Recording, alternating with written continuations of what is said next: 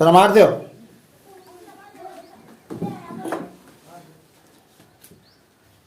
اللہ کے نبی صلی اللہ علیہ وسلم کی ولادت سے پہلے ایک عجیب واقعہ پیش آیا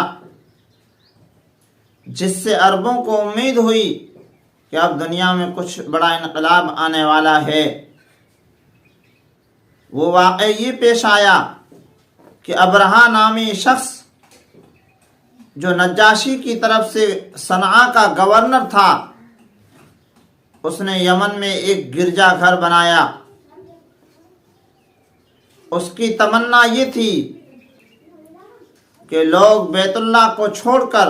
مکہ المکرمہ میں جو اللہ کا گھر ہے اس کو لوگ چھوڑ کر اور اس گرجا گھر کی پوجا کرنا شروع کر دیں، یعنی بیت اللہ کی دنیا میں کوئی عزت نہ ہو، اس گھر کی عزت کی جاوے. جب عربوں کو پتہ چلا، عرب کے لوگ بیت اللہ سے بہت محبت کیا کرتے تھے، اگرچہ وہ لوگ مشرک تھے لیکن بیت اللہ کی محبت ان کے دلوں میں بسی ہوئی تھی. وہ کسی بھی قیمت پر بیت اللہ کو چھوڑنے کے لیے تیار نہیں تھے.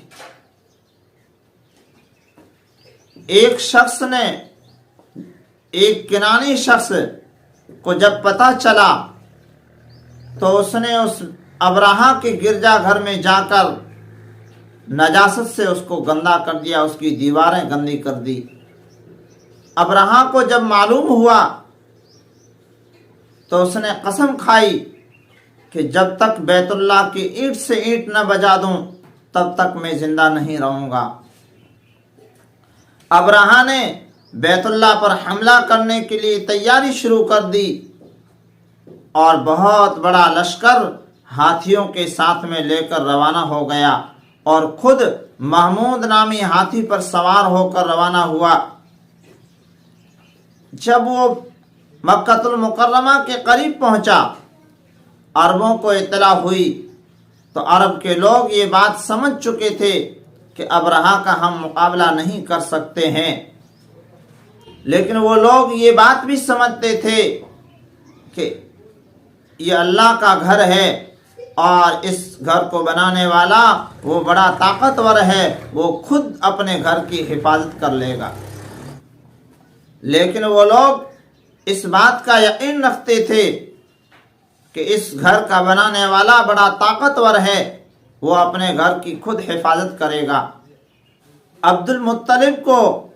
جب معلوم ہوا کہ ان کے اونٹ قید کر لیے گئے ہیں تو وہ ابرہہ کے پاس پہنچے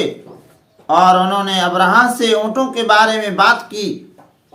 اور وہ اپنے اونٹ چھڑا کر لے آئے، مگر انہوں نے بیت اللہ کے بارے میں کوئی بات نہیں کی. ابرہہ نے کہا کہ میں ان کے سردار کو بڑا عقل مند اور سمجھدار گمان کرتا تھا، مگر ان کے پاس تو عقل ہے ہی نہیں، اس لیے کہ انہوں نے یہ وجہ نہیں پوچھی کہ ہم کیوں آئے ہیں اتنا بڑا لشکر لے کر. عبد المطلب کچھ لوگوں کے ساتھ بیت اللہ پہنچے اور کعبہ کا غلاف پکڑ کر اللہ تبارک و تعالیٰ سے دعا کی کہ ہم ان کا مقابلہ نہیں کر سکتے، یہ آپ کا گھر ہے، آپ ہی اس کی حفاظت کرنے والے ہیں. اللہ رب العزت نے ابرہہ اور اس کے لشکر پر ابابیل پرندوں کا لشکر بھیجا جو اپنے پنجوں میں چھوٹے چھوٹے کنکر لیے ہوئے تھے، اور انہوں نے ابرہہ اور اس کے فوجیوں پر حملہ کیا، اور وہ چھوٹے چھوٹے کنکر جس کو لگتے تھے وہ زخمی ہو جاتا تھا اور تڑپ کر ختم ہو جاتا تھا. پورا لشکر تتر بتر ہو گیا، بہت سارے فوجی وہاں مر گئے اور سب فوجیوں نے ابرہہ کا ساتھ چھوڑ دیا. چند فوجی جنہوں نے وفاداری نبھائی اور ابرہہ کو زخمی حالت میں لے کر وہاں سے بھاگے، اور ابرہہ کا بیچ میں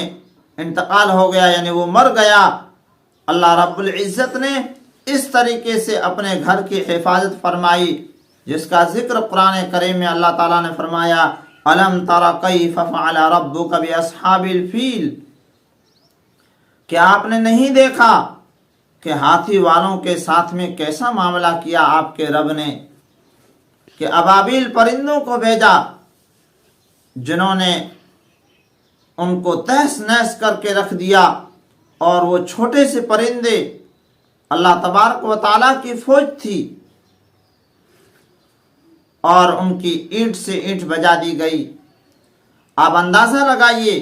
کہ اللہ رب العزت کے پاس کتنی بڑی طاقت ہے، کتنی بڑی فوجیں ہیں، جس کا کوئی بھی مقابلہ نہیں کر سکتا ہے۔ اگر وہ چاہے تو ہواؤں کے ذریعے سے تباہ کر سکتا ہے،